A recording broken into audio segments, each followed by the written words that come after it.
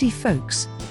Take a look at these nasty ugly pads on my JBL Everest Elite 750 headset. Have you ever seen more disgusting pair of earphones than these? I ordered replacement from AliExpress and I am going to show you now how to replace these. First of all, pry away the old pads. It may be tough since it's held tight in place by some glue.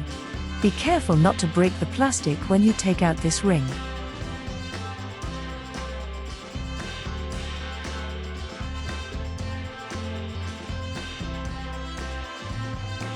So I just stick this plastic into the phone and then carefully attach it.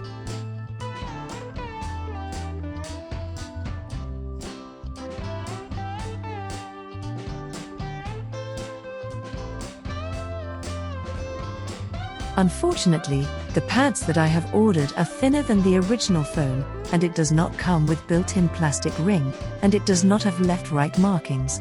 I will try to provide a link to a better product in video description.